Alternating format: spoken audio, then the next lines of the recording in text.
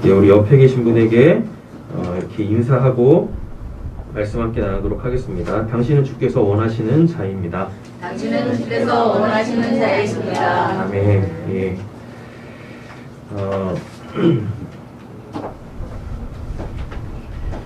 이 마가복음 오늘 본문은 예수님께서 12명의 제자들을 불러내시고 그들을 왜 부르셨는지, 왜 제자로 삼으셨는지에 대한 그 이유와 그리고 그 12명의 이름들을 이렇게 열거를 해주고 있습니다.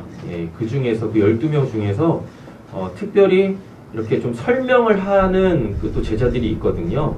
예수님이 왜 이들에 대해서는 별명을 또 주시고 그리고 왜 이 사람은 결국 예수님에 대한 그 신앙을 저버릴 수밖에 없는지에 대해서 간단하게 말씀을 좀 나누도록 하겠습니다.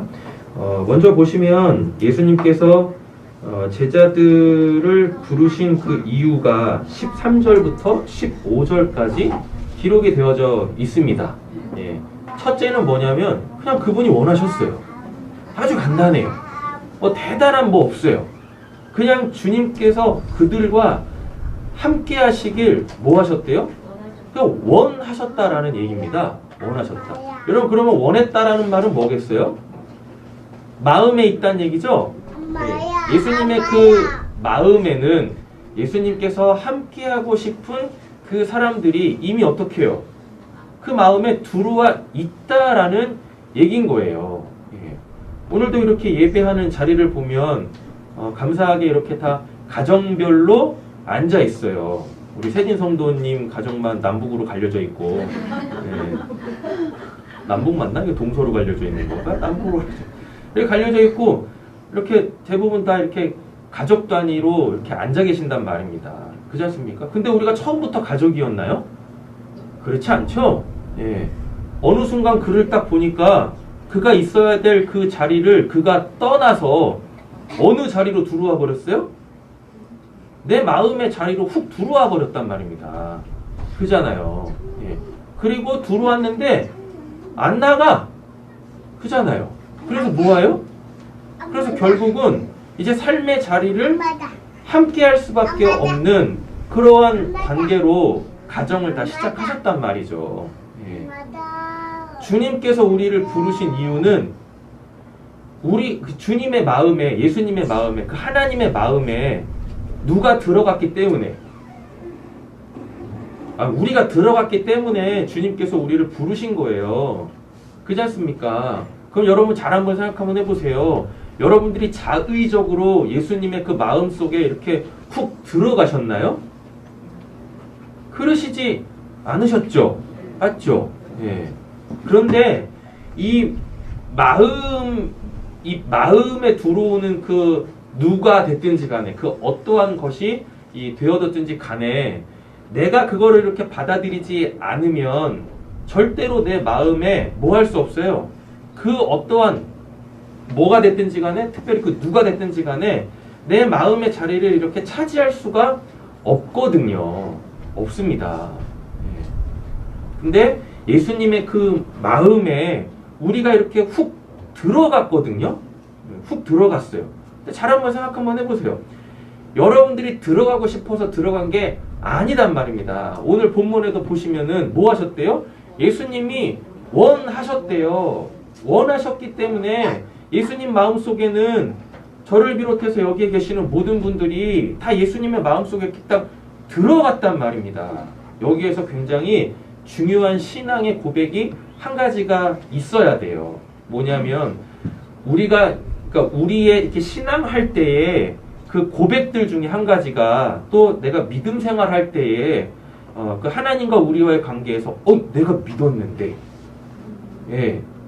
내가 믿어서 나는 지금도 하나님을 믿고 있는데, 이러한 그 신앙의 주체를 자꾸만 나로 가지려고 하는 그 자세들 있지 않습니까? 그 자세를 빨리 버려야 된다라는 이야기입니다. 아까도 말씀드렸지만 절대로 우리의 마음에는 내가 원하지 않으면 그 어떠한 것도 내 마음에 받아들여지지 않거든요. 근데 우리가 주님 마음속에 들어와 있다는 얘기는, 그래서 주님께서 우리를 부르셨다는 얘기는 주님이 우리를 어떻게 하셨다는 얘기예요? 하나님이 우리를 어떻게 하셨다는 얘기입니까?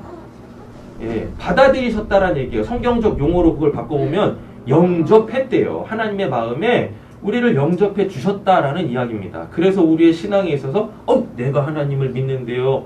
예, 이 말은 굉장히 교만할 수 있다. 예, 그리고 정말 하나님의 은혜가 절대적으로 필요한 그 어느 순간에 계속해서 내가 하나님 믿고 있는데 라는 이 신앙의 자세를 계속 견지하고 있으면 정말 하나님이 필요할 때 있지 않습니까? 그 하나님 필요하실 때 때때로 하나님이 이렇게 한 발짝 물러서서 그냥 우리를 침묵 속에서 지켜보실 때가 있어요.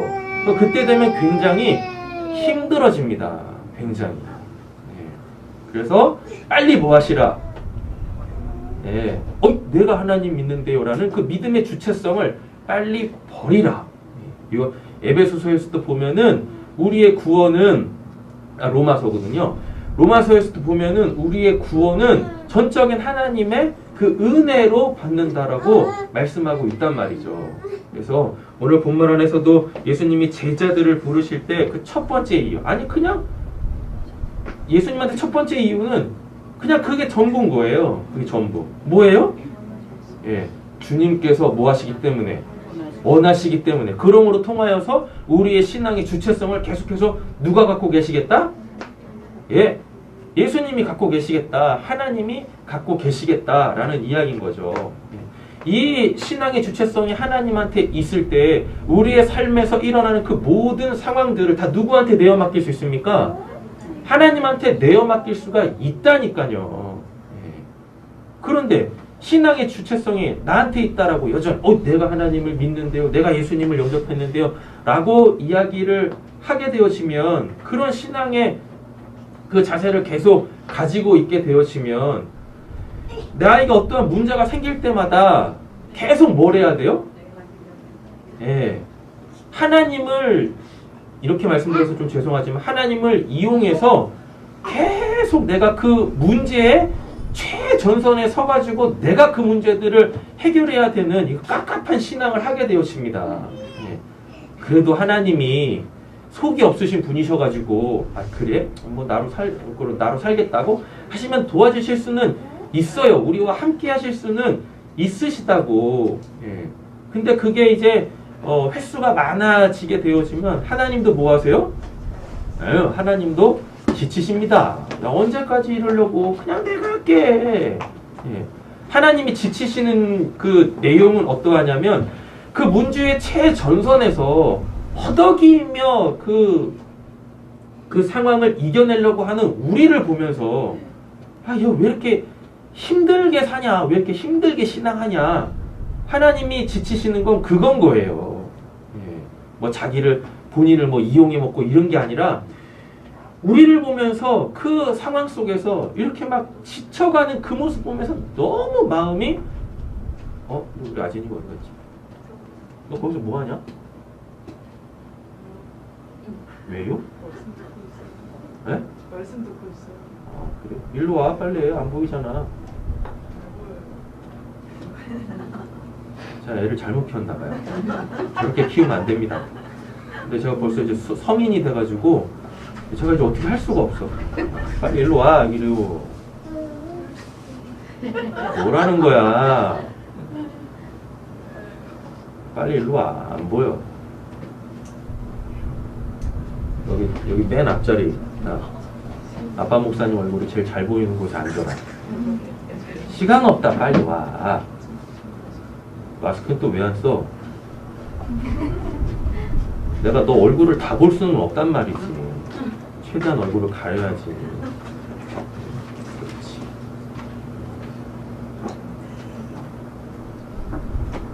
그래서 제가 애들을 잘 키운 것 같아요. 네, 순종을 하니 참 감사합니다. 네. 여러분들도 느끼시겠지만 우리 아이들이 뭐 공부를 열심히 하던 아니면 공부를 열심히 하지 않던 본인들도 본인 나름대로의 그 뻑뻑한 삶을 살고 있을 거 아닙니까? 그렇지 않습니까? 예. 그래가지고 그 아이들이 이렇게 잠든 모습 보고 있으면 뭐예요? 그냥 마음이 짠하잖아요. 그게 부모의 마음이지 않습니까? 아유 오늘도 그냥 놀면서 고생했네 이러면서 부모의 마음은 타들어갔지만 그래도 솔직히 부모의 마음이라는 게 그냥 우리 아이들 보고 있으면 예, 아니 우리 아이들이 살아가는 것보다 우리가 살아가는 부모님들이 살아가는 세상이 솔직히 더 치열하고 위태위태하지 않습니까? 그러다 보니까 아직 치열한 그 경쟁사회 속으로 뛰어 들어오지 않은 우리 자녀들 보면서 부모님들의 마음 힘든 게 아휴 참 성인이 돼서 이렇게 이 치열한 경쟁사회 속으로 들어오면 얼마나 힘들고 답답할까. 그리고 내가 뭐라도 더 해주고 싶은데 라고 하는 그 짠한 마음 있지 않습니까? 하나님도 그와 같은 마음이란 말이에요. 예. 하나님이 나에게 일어나는 그 어떠한 그 상황 속에서 하나님이 이렇게 우리의 안전한 울타리가 되어주시길 원하시고 나보다 한 발이나 더 앞서가지고 그 문제를 이렇게 해결해주고 싶어 하시는데 우리가 여전히 그냥 신앙의 주체성을 내가 갖고 있으면은 하나님보다 내가 앞서려고 하는 것들이 굉장히 많거든요. 어떠한 상황 속에서 내 방법, 내 생각이 먼저 돌아가고 그래서 뭐 생각만 돌아가면 좋겠는데 아직 일이 다 뭐 되지도 않았는데 결론부터 막 내어 지어가지고 막 더 힘들어하고 고민하고 스트레스 받고 이런단 말이죠. 그래서 오늘 이 본문 안에서 주님이 우리를 부르신 이유는 그분이 원하시기 때문입니다. 그분이 원하신다라는 것은 신앙의 주체를 또 믿음의 주체를 이 땅에서의 구원받은 자의 그 삶의 주체성을 하나님이 가지고 싶으신 거예요. 그래가지고 그러면 아니 그래도 내가 내 주체성을 갖고 있어야죠. 지금 그런 개념이 아니란 말입니다. 예. 그래서 뭐 하시겠다는 얘기입니까? 우리의 울타리 되어 주시겠다라는 얘기인 거예요. 예. 그 치열한 것은 내가 할 테니까 너는 그냥 내 안에서 뭐하라. 옆에 계신 분에게 축복하겠습니다. 좀 쉬어라. 마음 좀 평안히 가져라. 그러셔야죠. 하나님이 그런 분이시란 말입니다. 그래가지고 뭐 하시는 거예요? 예수님이 그렇게 치열한 삶의 현장에 있는 자들을 이렇게 불러 모으시는 겁니다. 아니 첫 제자들만 봐도 알잖아요.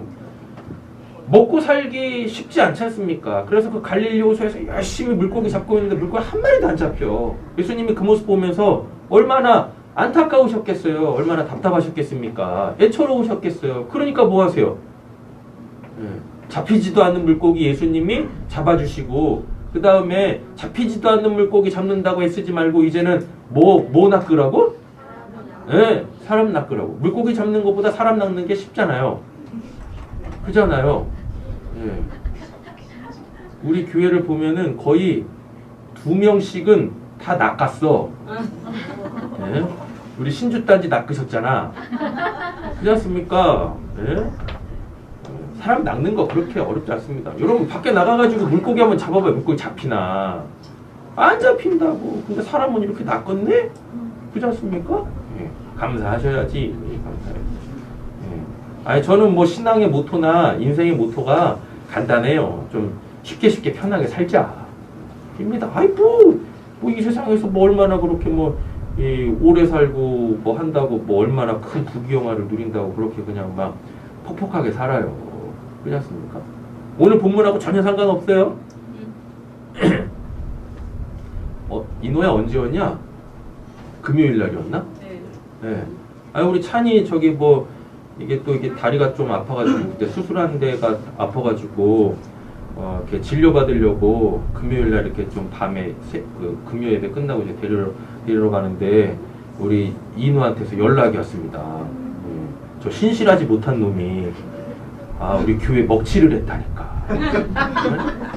뭐 친구 중에 아주 신실한 뭐 그리스도인이 있대요. 그래가지고 걔하고 설전이 붙었나봐. 그래가지고 그 신실한 그 친구가 우리 인우한테 너는 그렇게 뭐 신실하지 못하느냐 막 이러면서 제 얼굴에 먹칠을 했어요. 그래가지고 네. 걔는 더 신실하라고 해라. 너는 네가 길 가라. 하고 얘기했거든요. 궁금하시면 따로 물어보세요. 그렇죠? 예. 인호니까 500원을 안 받을 거야. 아 그러더라니까. 아 왜 이렇게 인생을 이렇게 힘들게 살아? 성경에도 있지도 않은 내용 가지고. 궁금하시죠? 예. 성경에 있지도 않은 내용 가지고 그렇게 무슨 뭐 그냥 뭐 그리스도 신실한 그리스도인 양 그렇게 힘들고 어렵게 사냐고. 예? 아 지혜만 있으면 돼요. 지혜만 있으면 우리에게 일어나는 그 모든 일들 하나님이 주시는 그 지혜만 있으면 그렇게 어렵지 않아요. 답도 아주 명쾌하단 말입니다. 그래서 좀 쉽게 살자고요. 우리 다시 한번 축복하고 도전하겠습니다. 쉽게 삽시다. 쉽게 삽시다. 아니 그렇게 힘들게 살던 12명의 제자들 예수님이 딱 불러 모으지 않습니까? 그래가지고 어떻게 해요? 아주 쉽게 살아. 아주 쉽게. 우리가 지난 금요일날 세리마태 예수님이 부르시는 모습 봤는데 세리마태도 인생 어려웠거든. 예. 세관의 자리에 앉아가지고 맨날 죄인 취급당하고 친구도 없고 맨날 이랬었거든요. 그랬더니 예수님이 그 모습 보고 뭐예요? 아, 쟤도 참 인생 힘들게 사네. 그래가지고 부르잖아요. 그랬더니 마태가 그 힘들고 어렵고 외롭고 고달팠던 그 삶을 그냥 한번에 청산하고 예수님을 따르더라 하는 이야기입니다. 아, 저는 개인적으로 그렇습니다. 하나님께서 우리를 불러내신 그 이유가 좀 편하게 살아라. 그렇게 힘들게 살지 말고. 그래가지고 우리 인호가 그 친구한테 내세운 건 야 나도 모태신앙이야. 쟤 아마 모태신앙 아니었으면 지금쯤 세상에서 그지처럼 살고 있었을 거야. 힘들게. 하나님께서 그냥 우리 인호를 사랑하셔가지고 엄마 뱃속에서부터 너는 인생 편하게 살아야 돼. 하는 거죠. 아니, 그 친구, 제가 그 친구는 누군지 모르겠지만, 아니, 그 친구가 이렇게 얘기한 얘기를 이렇게 간접적으로 딱 듣는데, 야, 진짜 신앙 힘들게 하는구만. 저런 애들이 날 만났어야 되는데. 그럼 진짜 방종의 세계로 빠질 텐데. 방종이 아니죠, 자유죠. 자유.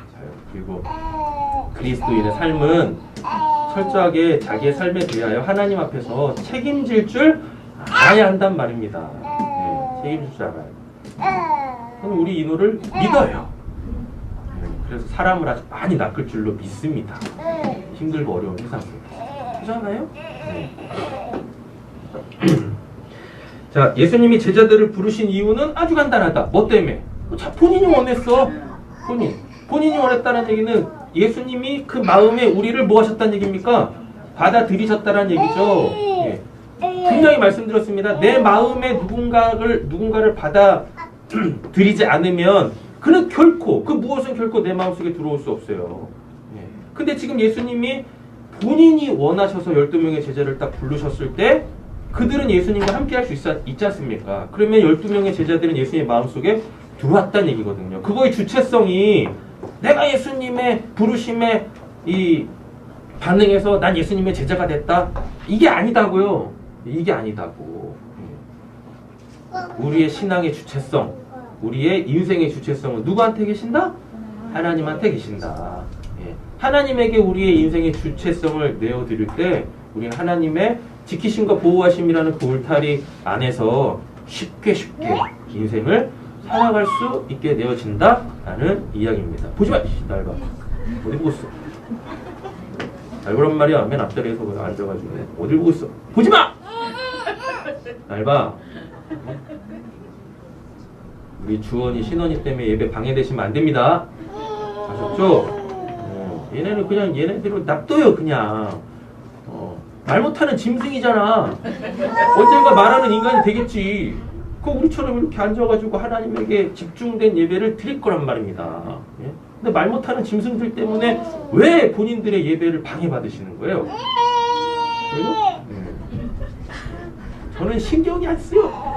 안 들려. 뭐라고 하는지 관심이 없어. 냅둬요. 그냥 뭐 크게 다치겠어? 그죠? 교회에서 다쳐봤자 멍이나 좀 들겠지 뭐. 냅둬요. 그냥 본인의 예배를 드리시면 되겠습니다.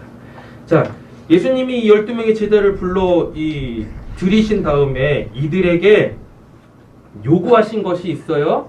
이들에게 주신 게 있어요. 그게 뭐냐면 14절에 보시니까 자기와 뭐하게 하시고 예, 함께 있게 하시고. 그럼 이 말은 뭐냐면 이들만큼은 아니 이들만큼이라기보다는 이들로부터 시작해서 예수님이 하나님의 구원을 이루시겠다는 얘기입니다. 결국 우리가 구원받는다라는 그 개념을 우리가 구원받는다는 개념을 이렇게 좀 명확하게 해야 될 필요 있거든요. 여러분 우리의 구원이라는 것이 그냥 단순히 죽어서 뭐 천국 가는 게 전부가 아니란 말이에요. 진짜 우리의 구원의 목적지는 어디에 있냐면 임마누엘이 있어요. 예수님의 또 다른 이름이 뭐였습니까? 임마누엘이었거든요. 임마누엘이 하나님이 우리와 함께 하신다죠. 그게 누구로 가능해지는 거예요? 예수로 가능해져요. 그래서 예수로 통하여서 죄사함을 받고 구원을 받게 되어지면 예수님의 그 구원의 궁극적 이름, 그 임마누엘이 우리에게 적용되어져요. 그러면 그때 우리가 뭐 할 수 있는 겁니까? 주는 그리스도시다라고 고백할 수 있게 되어집니다. 오늘 예수님께 부르심 받은 이 12명의 제자들이 결국 이제 뭐가 되냐면 사도가 돼서 예수라는 그 진리를 복음으로 전하는데 그 내용이 뭐냐면 예수가 그리스도시다라고 증언했고 확증했어요. 그 말은 뭐냐면 예수로 뭐한다? 구원을 받는다. 즉 우리가 그렇게 오매불망 원하고 바랬던 다시금 하나님의 영광이 우리에게 임하여서 떠나지 않기를. 그게 임마누엘인데 그게 누구로 가능해진다? 예수로 가능해진다. 그게 예수가 그리스도 된다라는 뜻이거든요. 네. 그래서 12명의 제자를 부르신 그 이유는 어디에 있다? 예수님이 본인이 하실 일들 이렇게 뭐 제자들한테 시켜가지고 부려먹으려고? 아니라니까요. 구원이 뭔지를 정확하게 알려주시고 그 구원을 시작하신 첫 번째 사람들이 이 12명의 제자들이었다. 그 구원의 완성은 아진이 어디에 있다? 대답을 해 빨리. 너의 구원의 완성은 뭐야? 임마누엘 여기 나와 있잖아. 자기와 함께 있게 하시려고. 뭐 예수님이 외로워서도 아니고 심심해서도 아니고 그 임마누엘 그 하나님이 우리와 함께 하심 떠나지 아니하시고 그렇지 않습니까? 여러분 사람이라는 게 그래요. 믿을 만한 뭐 든든한 뭐가 있으면 어디에 있어도 뭐 하지 않아요? 꿀리지 않는다고요. 괜히 뭐가 생겨요? 배짱이 생긴다니까. 그래서 아유 여러분 이렇게 한번 실제적인 걸로 말씀을 드려야지. 여러분들 남몰래 준비하고 계시는 그 비밀 통장에 한 뭐 100억 있다고 생각 한번 해보세요. 인생 쉬워지지 않겠습니까? 염려 근심 걱정도 없을 테고 그렇잖아요. 아니 돈이 그렇게 많이 있어도 그냥 인생이 든든하다니까. 그잖아요. 근데 우리에게 누가 계시면 하나님이. 여러분 그 비밀 통장에 100억 있어도 내가 계속 쓰면 쓸수록 어떻게 되어져요? 없어지잖아. 그죠? 없어진다는 얘기는 뭐 한다는 얘기인 거예요? 내 배짱도 다이어트 들어간다는 얘기거든. 그렇지 않겠습니까? 근데 하나님은요 절대 안 줄어들어. 희한해. 하나님은 내 인생 속에서 내가 이런 표현이 좀 그렇지만 하나님은 내 인생 속에서 내가 하나님을 계속 쓰면 쓸수록 뭐가 되어져요? 그 복리 이자로 불어나거든요. 그래서 하나님이 더 내 삶의 모든 영역에서 당신의 그 살아계심을 나타낸다고요. 그러니까 어떻게 되겠습니까? 더 든든해지고 더 배짱이 생기고 이러는 겁니다. 염려, 근심, 걱정도 할 필요가 없어. 이미 나에게 염려, 근심, 걱정거리가 딱 오기 전에 딱 온다손 치더라도 이미 내 안에서 누가 먼저 발동해요? 하나님이 먼저 딱 발동하거든요. 당연히 내 안에 하나님 계시니까 하나님이 딱 발동하거든요. 그래서 그 사안들을 어떻게 해요? 달리 보게 하신다니까요. 달리 보여질 때 뭐가 생기냐면 이 문제를 해결할 수 있는 뭐도 지혜도 생기고 지혜도 오고 그리고 그 지혜가 실제적인 해결 방안들로도 나온다고요. 나옵니다. 예수님이 12명의 제자를 부르시고 당신의 구원을 시작하신, 그들로 시작하신 이유는 어디에 있다? 나의 구원의 완성에 있다. 나의 구원의 완성은 뭐다? 임마누엘, 하나님이 함께 하시길 원하시는 거예요. 그만큼 하나님이 여러분들을 원하시고 사랑하신단 말입니다. 예. 그래놓고 또 뭐 한대요? 보내사. 여기서 보냈다는 얘기는 사도가 된다는 얘기예요. 쉽게 말하면. 여러분, 제자는 뭐 하는 사람? 배우고 특별히 훈련하는 사람. 훈련이라는 게 뭡니까? 몸에 익히는 거예요. 그래서 어느 순간에 내가 이렇게 해야지라고 생각하기도 전에 뭐가 먼저 반응하는 겁니까? 몸이 먼저 반응하는 거예요. 여러분, 그래서 기도와 말씀 외에는 우리가 거룩해질 수 없지 않습니까? 기도와 말씀도 우리 몸에 익혀야 된다니까요. 그래서 어떤 상황이 딱 벌어지면 뭐예요? 그냥 자동으로 무릎 딱 꿇게 되어지고, 무릎 꿇을 상황이 아니면 자동으로 뭐하고, 손이 모여지고, 손이 모아지고, 눈이 감겨지고. 근데 손도 모을 수 없고 눈도 감을 수 없다. 그럼 뭐 하는 겁니까?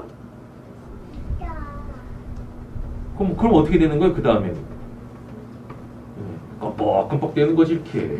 그래서 그 찰나에 뭐 하는 거예요? 기도하는 겁니다. 3번만 껌뻑해 보세요. 3번만 껌뻑이란 얘기가 뭐예요? 3초만 기도하세요. 그 순간, 그 찰나에.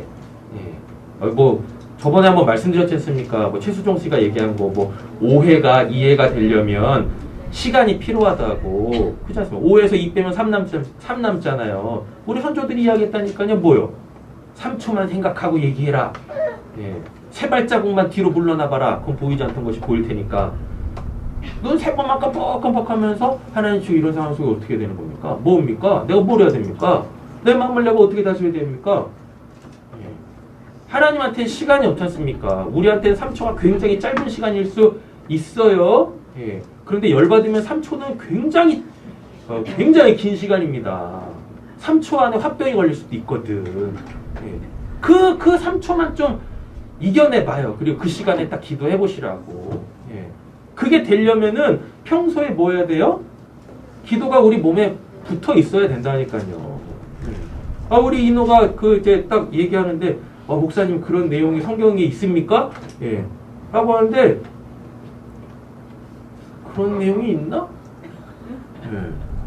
제가 그런 내용이 있나? 라고 생각하면 없는 거야. 저도 나름 성경을 굉장히 많이 읽었거든요. 근데, 아무리 생각해도, 아무리 제 기억을 막 짜내도 없더라고. 그래가지고 이거 말 잘해야 되는데, 안 그러면 내 실력이 뽀록 나는데.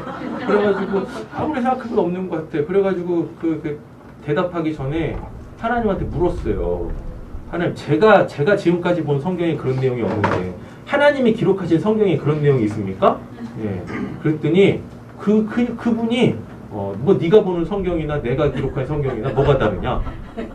그 찰나였어요. 그냥 찰나예요. 그래가지고 그 신실한 친구에게 더 신실하라고 성경을 더 많이 한번 읽어서 그가 이야기하고 있는 그 내용이 성경에 있는지 그 구절을 갖고 오라고 해라.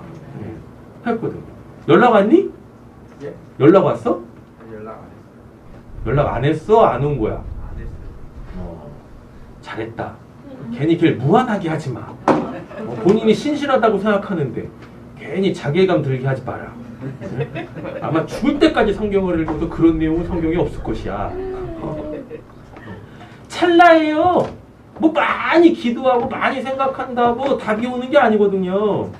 내가 말씀과 기도가 내 몸에 이렇게 익숙해 있지 않습니까? 이거 있으면 그냥 그 찰나에 하나님이 그냥 우리가 해야 될 그 말들을 하게 하세요. 그러신다고. 하나님한테는 시간이 없어요. 내가 하나님을 찾는 그 순간, 내가 그 하나님을 찾기 이전에 내가 얼마나 하나님과 그 교제하기를 애쓰고 힘썼느냐라는 그 시간들이 응축돼서 그 순간 그냥 그 찰나에 하나님이 딱 역사하신단 말이에요. 이렇게 좀 신앙을 몸에 익혔으면 좋겠습니다. 그게 제자의 삶이에요. 제자는 말씀과 기도라는 것으로 하나님과 이 사귐, 교제라는 것을 몸에 익히는 기간입니다. 그래서 나도 모르게 그냥 예수님처럼 습관에 따라 기도하게 되어지면은 그때는 이제 예수님이 뭐 하세요? 하산하라 라고 하시는 겁니다. 예. 그러면 이제 하산하라고 했으니까 내려가야 될 거 아니에요. 예수님이 제자들을 산에서 부르세요. 예. 13절에 그렇게 돼 있잖아요. 또 산에서 오르사, 산에 오르사 제자들 불렀다니까. 그래서 산에서 뭐하고 열심히 예수님에 의하여서 PT하는 거지. 예. 예수님이 PT 해주시는 겁니다. PT 엄청 비싸더만. 우리 이제 사모하고 우리 아진이 좀 살 좀 빼게 하려고 헬스 뭐 이것 좀 알아보라고 했더니 뭐 몇 회에 얼마? 50회 300만 원. 50회 300만 원이래. 미친놈들이야. 야, 나도 그거나 좀 해볼까? 뭐 그분들도 먹고 살아야 되니까 그러겠죠. 그러나요? 뭐 그래서 안 시키려고. 지금 이 모습도 보기 좋아. 든든하잖아. 뒤에 사람이 안 보여. 그러니까 뭐 제가 뒤에 있는 사람까지 뭐 생각할 뭐 없잖아요. 그래서 그래, 뭐 편하다. 뭐 이러고 하고 있거든요. 근데 제자라는 그 기간은요, 예수님에게 개인 PT 받는 그 개인적으로 이렇게 예수님에게 훈련받는 그 시간입니다. 그러니까 그 3년 6개월이라는 시간 동안에 예수님하고 한순간도 떨어짐 없이 계속 예수님의 삶을 보고 배우고 답습하고 막 이러잖아요.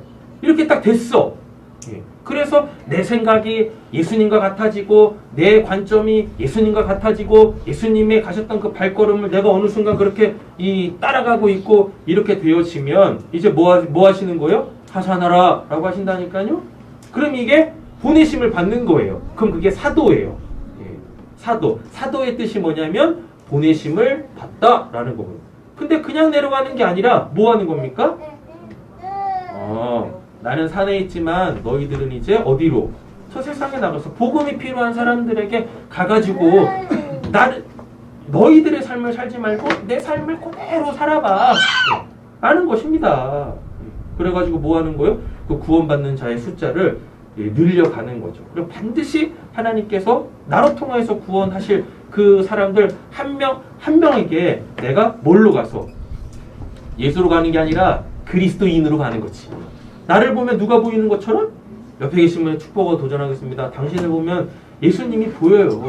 당신을 보면 예수님이 보여요. 이걸 또 좀 더 구체적으로 하겠습니다. 당신을 보면 하나님의 구원이 보여요. 당신을 보면 하나님의 구원이 보여요. 이 삶을 살아내는 자들이 이게 사도예요. 이게 보내심을 받은 자들이다고. 그래서 내 삶이 아니라 하나님의 구원의 그 역사를 실제적으로 보여주고 입술로 내가 확증해내는 것, 이게 전도입니다. 그냥 뭐 세상에 나가가지고 그냥 이렇게 뭐 쪽지 같은 거 하나씩 주면서 예수 천당 불신주, 이게 전도가 아니단 말이에요. 내가 진짜 뭐 되는 것? 그리스도인 되는 것. 요즘 우리 주변에 믿는 사람들이 이렇게 있는데 뭐 그러겠죠. 뭐 우리의 삶이라는 게 대부분 보면 뭐 우리 주변에 믿는 사람들 뿐이겠지.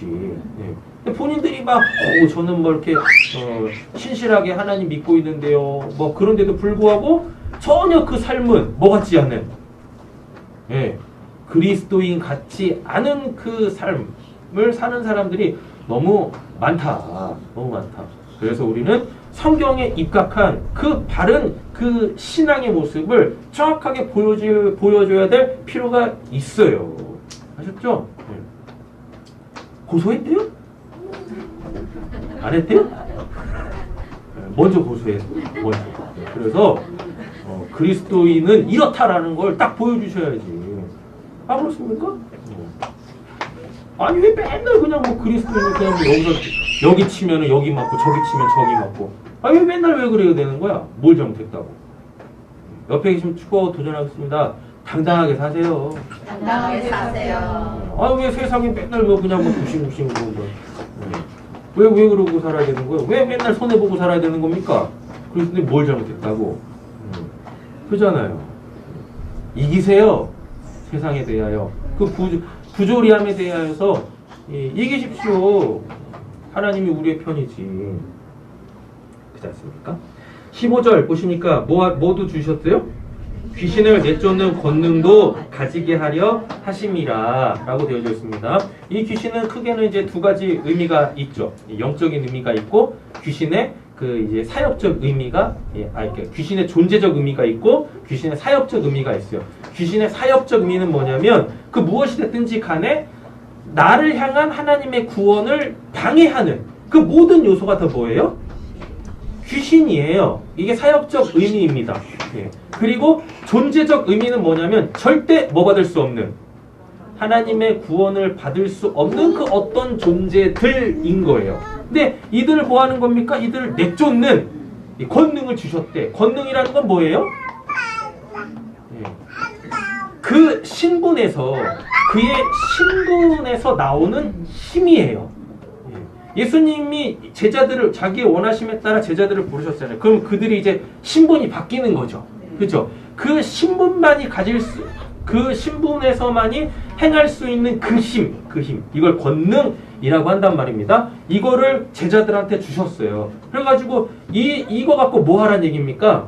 하나님의 구원을 방해하는 그 모든 세력들을 어떻게 이겨내라.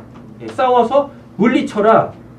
그래서 내가 사랑하는 사람들, 내 그 뭐 가족이면 가족, 뭐 친구면 친구, 친이면 친지, 내 직장 동료면 직장 동료들, 그들을 뭐로부터 음부의 권세로부터 그들을 지켜내야만 한다라는 이야기입니다. 아니 뭐 나만 구원받으면 됐죠 뭐. 저 사람이요 뭐 하나님이 알아서 하시겠죠. 그러시면 안 된다고. 내 사랑하는 자의 뭐가 그 영생이 누구에게 달려 있어요? 나한테 달려 있다니까요. 나한테. 그래서 여러분들 목숨은 여러분들께 아닙니다. 옆에 계신 분에게 또 이렇게 도전하겠습니다. 네 목숨은 내 거야. 함부로 그러니까 막 그냥 뭐 내 목숨 내 거라고 막 쓰면 안 된단 말입니다. 아셨죠? 그만큼 여러분들이 너무 귀중한 분들이세요. 너무 귀중한 분들. 누군가의 구원을 이루시는 하나님의 귀한 일꾼들이시란 말이에요. 하나님의 자녀들이시라고요. 하나님의 자녀의 의미가 뭡니까? 상속자란 말이에요. 하나님의 나라를 유업으로 받는 그 신분을 이미 획득하신 분들이시라고요. 이제는 삶의 구체적 현장에서 그 권능, 그 신분의 그 특권을 풍성하게 누리실 수 있기를 간절히 소원합니다. 아셨죠? 부부 간에 그리고 또 부모 자식 간에 그 권능을 뭐 하세요? 행사하세요. 행사. 코로나라고 그냥 뭐 모든 행사 다 취소하지 마시고 이럴 때일수록 그 하나님의 그 일하심의 그 현장에서 딱 쓰셔야 할 거 아니겠습니까? 그렇잖아요. 잘 될 때 잘 되는 것도 중요하지만 안 될 때 잘 돼야 되는 거 아니겠어요? 그렇지 않나? 안 될 때 잘 되셔야지. 그래서 그리스도인들이 좀 뭔가 달라야 되지 않겠습니까? 새벽마다 기도할 때 이럴 때일수록 더 잘 되게 해주세요. 기도하고 있구만. 여러분들 삶에서 응답되어지시기를 간절히 소원합니다. 잘 되셔야 돼. 이제 말씀을 정리하도록 하겠습니다. 16절부터 19절까지는 예수님께서 제자로 삼으신 12명의 사람들의 그 이름이 열거되어져 있어요. 그리고 특별히 세 부류의 사람에게는 어떤 부연 설명이 따라옵니다. 이 12를 세우셨으니 이 12이라는 숫자는요, 이게 이스라엘 숫자예요. 이스라엘이라는 얘기는 하나님의 나라를 또 상징하거든요. 그 12를 불러 모았다는 얘기는 이들로 통하여서 하나님의 나라의 그 실체를 드러나겠다라는 얘기입니다. 그렇죠? 그 12에 당연히 우리도 포함될 거고, 시몬에게는 원래 이름이 시몬이에요. 시몬에게는 뭘 주셨대요? 베드로라는 이름을 더하셨고, 이거 베드로, 우리는 이제 베드로의 이름이 베드로라고 생각하는데 원래 이름은 시몬입니다. 이에게 별명을 주셨어요. 뭐? 베드로. 이게 놀라워. 왜냐하면 아직 시몬이 베드로가 될 만한 그런 인물이 아닌데 앞으로 베드로가 될 거야. 그래가지고 이 시몬을 부르자마자 예수님께서 그에게 뭘 주셨어요? 베드로라는 별명을 이름을 주신 겁니다. 그래가지고 결국은 그 이름대로 돼. 이름대로. 그게 어디에 나오냐면은요. 마태복음 16장 13절부터 20절에 나와요. 그 유명한 말씀 우리 16절만 한번 읽어보겠습니다. 시몬 베드로가 대답하여 이르되 주는 그리스도시요 살아계신 하나님의 아들이시니라. 18절도 읽어보실까요? 또 너에게 이르노니 너는 베드로라. 내가 이 반석 위에 내 교회를 세우리라. 누구의 권세가 이기지 못하리라. 베드로라는 뜻이 이게 반석이라는 뜻이거든요. 반석, 예, 돌, 예, 이라는 뜻이에요. 그러니까 시몬을 딱 불러내시고 예수님께서 이에게 뭔 이름, 뭐라는 별명을 주셨어요?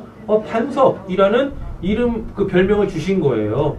근데 예수님이 이 땅에 교회를 세우겠다는데 어디다 세우신대요? 그 반석 위에 세우신답니다. 그 반석의 내용은 뭐예요? 16절이죠. 예수님에 대한 정확한 예수님에 대한 정확한 알미 곧 뭐예요? 요한복음 17장 3절에 보면 그 영생이거든요. 예, 영생.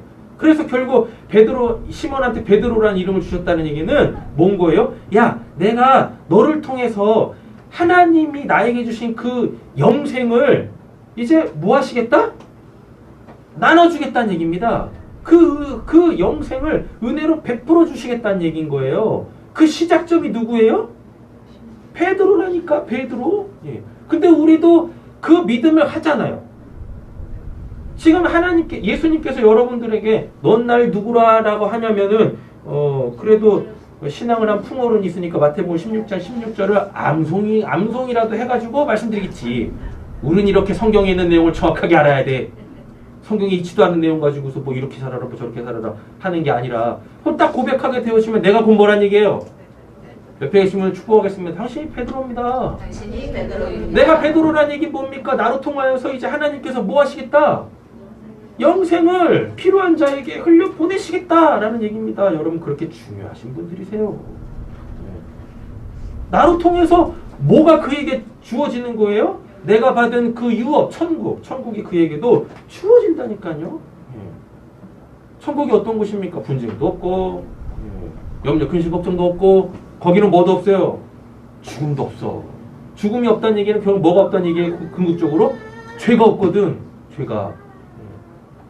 그러한 하나님의 나를 통하여서 그 천국이 필요한 자에게 주시겠다라는 이야기입니다. 그럼 그걸 이제 실질적으로 살아내야죠. 예. 분쟁도 없고, 다툼도 없고, 시기일식도 없고, 오해도 없고, 예. 눈 껌뻑껌뻑 3번만 하면 다 이해되어지고, 이런 실제적인 하나님의 나라를 우리가 좀 우리의 삶 속에서 살아내야 될 거 아니에요. 그렇지 않습니까? 베드로에게 이러한 시몬에게 이런 이름을 주셨어요. 베드로. 예. 이렇게 베드로를 보니까 얘가 한 번밖에 고백을 안 했네.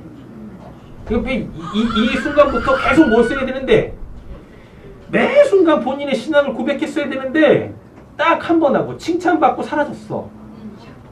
주는 그리스도이신 살아계신 하나님의 아들입니다. 한 번 이렇게 멋들어지게 딱 고백을 했는데, 또 예수님이 또 이렇게 어유 잘했다 해가지고 칭찬 한번 해주니까 또 우쭐우쭐 해가지고 까먹었네. 그때부터 이제 베드로한테 계속 뭐가 껴요? 마가 껴. 예. 그래가지고 귀신 역사라는 거죠. 그러니까 예수님이 뭐 할 때마다 딴지 걸어. 그래가지고 심지어는 뭐까지 해요? 예수님이 이제 하나님의 구원을 딱 완성해 가려고 하시는데, 그 예수님 잡으러 온 로마군이 그 말고의 귀를 딱 치고 막 이른다니까. 그래놓고 예수님 안나스의 그 마당에서 이렇게 신문 받으실 때 베드로가 그 바깥에 가지고 뭐예요? 예수님은 지금 막 추워가지고 발발발 떨고 계시는데 지 혼자서 그냥 뜨뜻한 불에 손 녹이면서 난 그냥만이 누군지 몰라 이러고 하고 있거든. 이래요. 마태복음 16장 16절 하나님에 의하여서 예수님이 어떤 분이 정확하게 고백한 이후에 계속 뭐 했었어야 되는 겁니까? 계속 이 고백을 했었어야 되는 거예요. 계속. 그래야지 뭐 자기에게 뭐 역사할 때, 사단마귀 귀신이 역사할 때, 뭐라고 되어 있습니까? 이게 몇 절이야? 15절에 귀신을 내쫓는 권능을 가지게 하려 했다잖아요. 자기의 귀신이 역사할 때마다 뭐 하겠습니까? 가라. 했겠지. 감히 내가 누군 줄 알고 네가 대충 나한테서 역사하려고 그래. 가! 하고 했겠죠. 그렇지 않습니까? 그래가지고 뭐 하겠습니까? 야, 가론유다한테 들어가. 이렇게 했어야지. 그잖아요? 한 번 딱 고백해놓고 뭐 다 됐냐? 아니, 나 구원받았으니까 이제 뭐 나 됐죠? 뭐 이러는 것 같아. 아니, 그 믿음의 신앙의 고백은 매 순간 해야 되는 거예요. 매 순간. 주님 우리 부르실 때까지 맨날 이 신앙의 고백이 있어야 됩니다. 그래야지 뭐가 끼지 않아요? 마귀가 끼지 않는다고. 아니, 끼더라도 뭐 하겠습니까? 마귀가 역사할 때도 뭐 하겠습니까? 난 그런 사람 아니야. 그러니까 나한테 오지 마. 떼쫓을 수 있단 말입니다. 근데 신앙의 고백을 안 하니. 그냥 맨날 그냥 나 잡아 잡수쇼라고 마귀에게 맨날 뭐 하는 거예요? 제사밥 주지는 거 뭐가 다르냐고요. 매 순간 본인의 신앙을 고백하세요. 매 순간. 그래야 그 누구도 흔들 수 없는 영생의 그 강직함이 우리의 삶을 붙들어줄 수 있다라는 이야기입니다. 다음에 보아너게 있네요. 17절 보니까 세베대의 아들 야고보 요한 형제이니 이 둘에게는 뭘 주셨대요? 보아너게 곧 우리의 아들이라는 이름을 더하셨대요. 베드로한테 시몬한테 뭐 주셨는데? 베드로라는 이름 주셨는데 이 야고보와 요한에게는 보아너게 곧 우리의 아들. 여기 우레. 그래가지고 쓸데기 없는 얘기 하지 말아야지. 우레메가 갑자기 생각나가지고. 제가 옛날 코미디언 좋아하거든요. 그래가지고 이렇게 몸으로 하는 막 그 개그 있지 않습니까? 이런 거 좋아하는데 갑자기 그냥 말씀 준비하다가 우레의 아들 하니까 우레메가 생각나가지고 한 바퀴 삥 돌면 뭐 전신갑주 딱 입고 어떠한 그냥 뭐 악한 놈들 다 물리치는 그죠? 그런 좋은 의미가 아닙니다. 여기서는. 네. 우리 아들이 뭐냐면요. 자, 누가복음 9장 51절부터 보면은 예수께서 승천하실 기약이 차감해 예루살렘을 향하여 올라가기로 굳게 결심하고 사자들을 앞서 여기서 사자들이 이제 예수님 제자들이죠. 앞서 보내시며 저희가 가서 예수를 예비하려고 사마리아 한 촌으로 들어갔더니 예수께서 예루살렘을 향하여 가시는 고로 저희가 받아들이지 아니하는지라. 제자 야고보와 요한이 이를 보고 주여 우리가 불을 명하여 하늘로 쫓아내려 저희를 멸하라 하시기를 원하시니까. 그러니까 지들 마음에 안 든 거야. 지들 마음에 안 들어가지고 뭐 했다는 얘기입니까? 아니 귀신을 내쫓으라고 그랬지. 뭐 하는 짓이냐고. 그래가지고 하늘에서 그냥 뭐 불을 내려가지고 저들을 그냥 막 짜그리 못한 심판해버릴까요? 그래서 뭐가 생긴 거예요? 우리의 아들이 생긴 겁니다. 여러분 우리에게는 하나님의 자녀라는 하나님의 백성이라는 그 아주 특별한 그 신분이 주어졌어요. 신분이. 근데 착각하면 안 된다고. 이게 뭐가 되면 안 돼요? 지금 우리적 개념에서 보면 기득권이 되면 안 돼. 그래가지고 지들끼리 뭐만 하려고 그러는 거예요? 특권 의식을 가져가지고 지들끼리만 뭐 이러려고 하면 안 된다니까요. 남들보다 뭔가를 더 챙겨가지려고 해서는 안 된다라는 이야기입니다. 그렇지 않습니까? 그러니까 우리 오늘 인호가 계속 이제 도마에 오르네. 인호 그 친구, 걔 뭐가 잘났? 우리 인호보다 뭐가 잘났다고 뭐 자기는 뭐 신실하다 그래. 그렇지 않습니까? 까딱하다가 우리 인호 그 하늘에서 불 맞을 뻔했어요. 그 신실한 친구 때문에. 그게 놈이지. 그러면 안 되는 거예요. 아니 본인이 갖고 있는 어떠한 뭐 본인의 신앙의 신학적 체계가 있을 거 아닙니까? 여러분들도 신학을 하지 않으셨지만 신앙을 하게 되어지면 다 신학적 체계가 생겨요. 그럼 자기의 신학적 체계를 항상 점검해보고 자기하고 조금 맞지 않다라는 얘기가 이단 아닌 이상 신앙의 성숙도겠죠. 그렇지 않습니까? 믿음의 분량이겠죠. 이거의 차이에서 좀 겸손하게 이렇게 뭐 권면을 하던 뭐 책망을 하던 뭐 이래야 되는데 뭐 그냥 뭐 본인은 뭐 나는 신실한데 뭐 저거 막 해가지고 그럼 우리 인호한테서 야 나도 못해 신앙이야. 이런 아주 나약한 신앙 고백을 하게 하고 그 못해 신앙이 뭐 어쩌라고. 그렇지 않습니까? 아니 뭐 그렇게 잘났어 우리가 신앙하는데. 그잖아요. 뭐 그렇게 잘나가지고 맨날 그냥 뭐 하늘에서 뭐 툭하면 불을 내리려 그래. 그러지 마시라니까요. 뭐 하세요? 눈 세 번만 껌뻑이세요. 눈 세 번만 껌뻑이면 쟤네들이 왜 저럴까 이해가 된다니까요. 그럼 그들에게 해야 될 말들, 예. 그들에게 취해야 될 우리의 처사, 하나님께서 지혜를 우리에게 다 주신단 말입니다. 예. 이들은 지금 착각하고 있어요. 지들이 뭔가 됐냐? 그럴 수밖에 없겠지. 맨날 그냥 뭐 사람들은 막 번호표 뽑고 막 대기하면서 언제 내가 예수 만날까? 예. 번호표가 안 나오니까 이제 뭐까지 지붕까지 뜯잖아요. 그런데 지들은 맨날 어디에 있어요? 예수님 가장 옆에 있는 곳에서 예수님께 보고 뭐 하고 하니까 그 우쭐우쭐 되지 않겠습니까? 그러잖아요. 그러면서 잊지도 않은 뭐가 생기는 거예요? 기득권이 생기는 거예요. 예. 그래서 뭐 하려고? 정치적 용어를 쓰면 문고리 3인방 되는 거지. 나를 통하지 않으면 너희는 예수님 만날 수 없다. 말 같지도 않은 소리 하고 있어. 이런 데 신앙이 그렇게 변질되면 되겠습니까? 그잖아요. 지금 이 야고보와 요한이 어느 순간 그렇게 돼버린 겁니다. 쥐들이 뭐가 된 것처럼. 야, 우리를 통하지 않으면 너희 예수님 만날 수도 없어. 아니, 분명 하나님은 우리를 통해서 누군가를 구원하실 거지만 여러분 착각하지 마세요. 착각하지 마시라고. 야, 나 아니면 너 구원을 못 받아? 말도 안 되는 거지. 축복의 통로로 구원의 통로로 쓰이는 것과 본인 스스로 그 하나님의 축복의 통로와 구원의 통로를 본인이 문을 딱 닫아버리는 이런 말도 안 되는 이 교만은 우리한테 절대로 있어서는 안 되겠다라는 이야기입니다. 그리고 신앙하면 신앙할수록 더 뭐 하셔야 돼요? 네, 더 겸손해지시고 더 낮아지셔야 돼요. 늘 한 발짝 이렇게 물러서서 좀 보셔야 한다라는 이야기입니다. 그냥 뭐 내가 뭐 해급했다고 여러분 혹시 영끌이라는 말 아세요?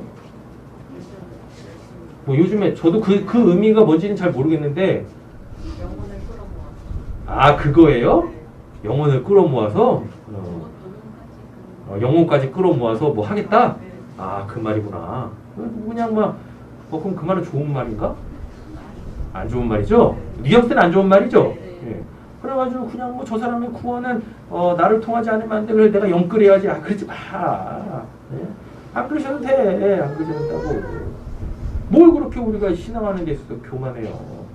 하나님이 안 하시겠다면 안 하시는 거고, 하나님이 하시겠다고 하시는 것이지. 이와 같으면 안 됩니다. 마가복음 9장 38절부터는요, 더욱겨요, 요한이 예수께 여짜오되, 선생님, 선생님, 우리를 따르지 않는 어떤 자가, 주의 이름으로 귀신을 내었죠. 이거 예수님, 선생님을 따르지 않는 자도 아니고 뭐라 그래요? 선생님, 우리를 따르지 않는. 그러니까 관점은 어디 있는 거예요? 예수님은 관점도 없어. 뭐 하는 거예요? 우리. 내가 갖고 있는 그 특권. 어떤 자가 주의 이름으로 귀신을 내어 쫓는 것을 우리가 보고 우리를 따르지 아니함으로 뭐 했대요? 금하였대요. 지들이 그냥 다 해. 본인들끼리 알아서 다 해먹어. 그때 예수님이 뭐라고 그러십니까? 예수께서 왜 가라사대야? 옛날 버전인데. 금하지 말라. 내 이름을 의탁하여 능한 일을 행하고 즉시로 나를 비방할 자가 없느니라. 내 이름을 통하여서 억눌린 자들을 놓아주면 그게 하나님이 기뻐하시는 거고 내가 기뻐하는 일이야. 그럼 더 동료하고 할 생각을 해야지.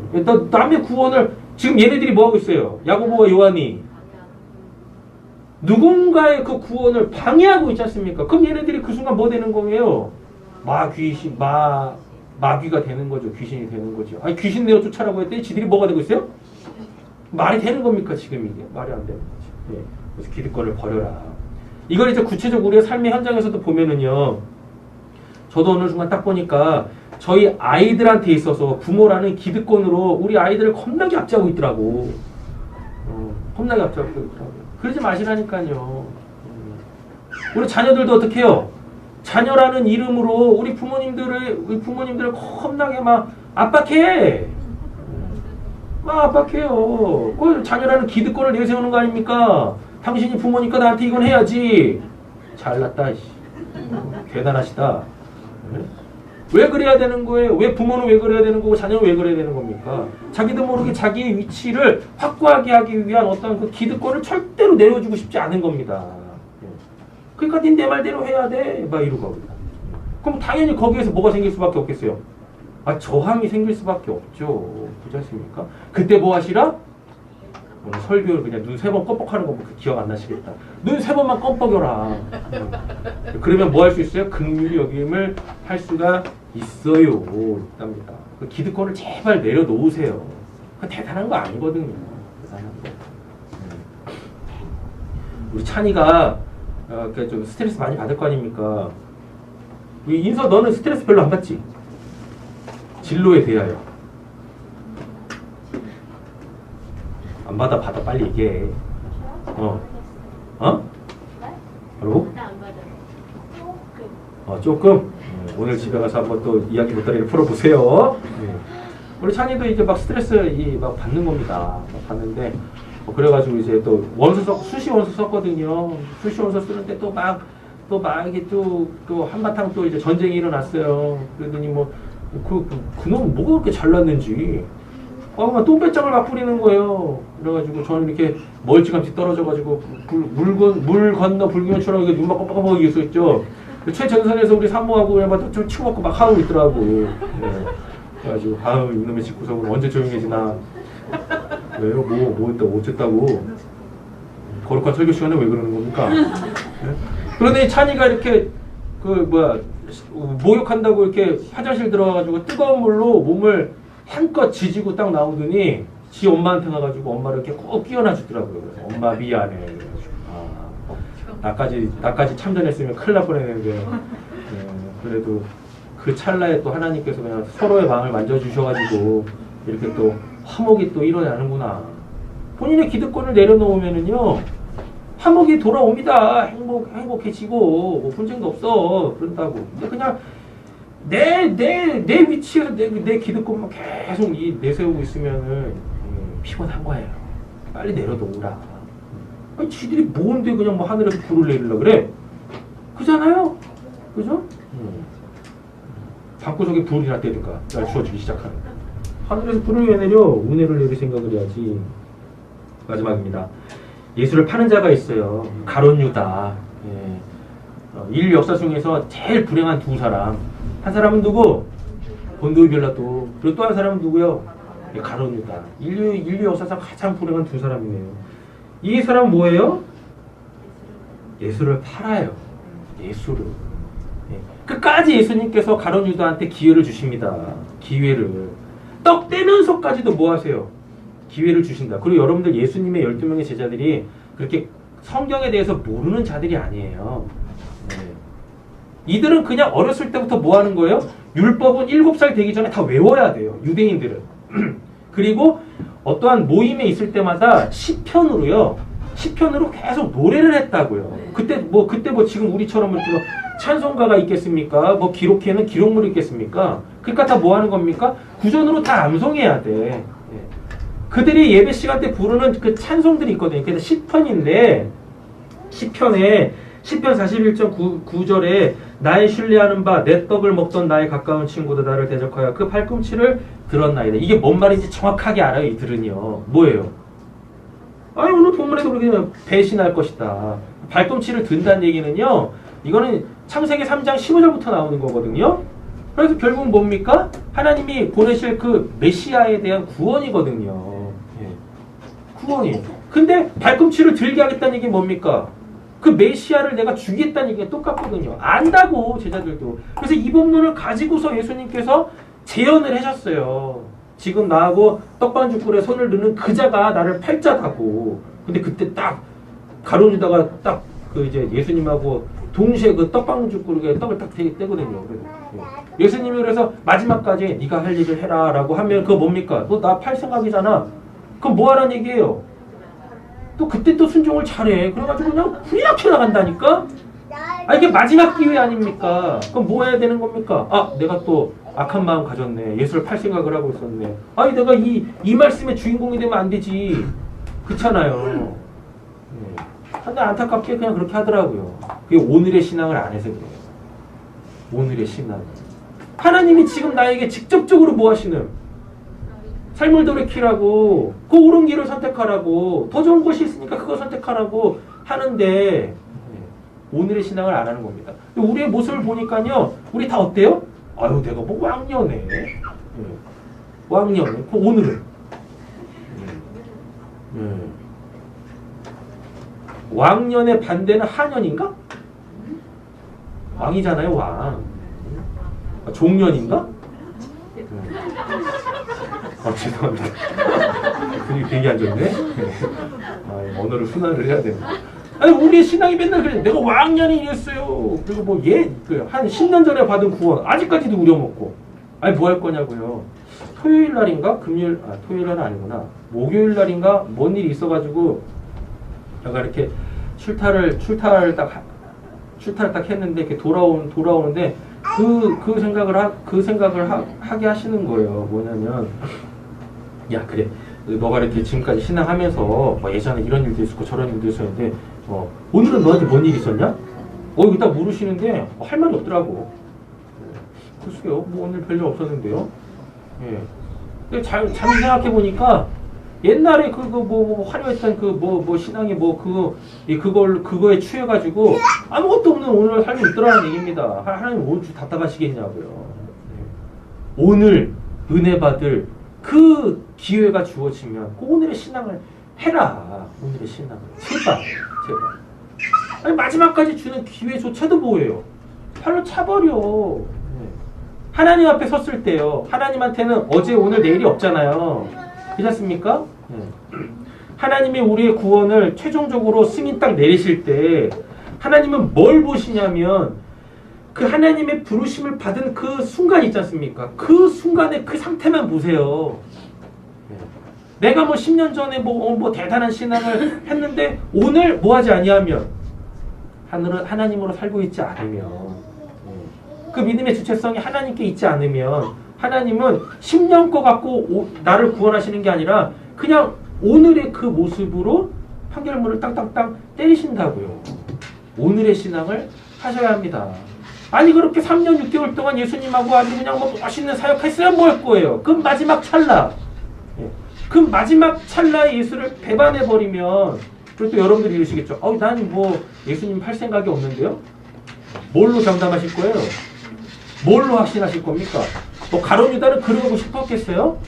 여러분 12명의 제자 중에서 제일 먼저 예수님에게 신뢰를 얻은 사람이 가룟 유다다고요. 그래서 그에게 뭘 맡겨요? 돈깨를 맡긴다고요. 돈깨를. 예수님이 제일 신뢰하지 않았던 게 베드로였습니다. 왠지 아십니까? 얘는 주면 다 퍼주는 애거든. 그래가지고 실질적으로 교회에 딱 세워졌을 때 베드로가 막 헌금이 막 엄청나게 막 거치거든요. 그래가지고 막 그냥 막 쓰다가 그 지좋다고 그냥 막 쓰다가 그냥 한번 그 교회가 휘청한 적이 있거든요. 가룟 유다 얼마나 신실했냐면 신실한 또 나왔네. 얼마나 신실했으면은 그 가룟 유다한테 그 돈깨를 맡기겠냐고요. 그렇지 않습니까? 그런데 그가 뭐예요? 3년 6개월 동안 그렇게 그냥 예수님의 최측근으로서 굳은 일, 뭐한 일, 충분히 오해받을 수 있는 그 모든 일도 그냥 다 감수하면서 그렇게 했었던 그 멋있는 신앙이 그냥 그 한순간 그 오늘의 신앙을 하지 않아가지고 결국은 그 인류 역사 중에서 가장 불행한 그 2명 중에 한 명이 되어져 버렸습니다. 오늘의 신앙이 중요해요. 과거에 어땠든지 간에 그걸 하나님이 안 보신다고. 하나님은 오늘 여기에 살아있는 자에 하나님이십니다. 그러니까 제발 예전의 신앙 이렇게 계속 사골 끓이듯이 끓이지 마시고 오늘 뭐 하세요? 오늘 새로운 국을 끓여서 따뜻하게 맛있게 하나님의 은혜 속에서 살아가시기를 간절히 소원합니다.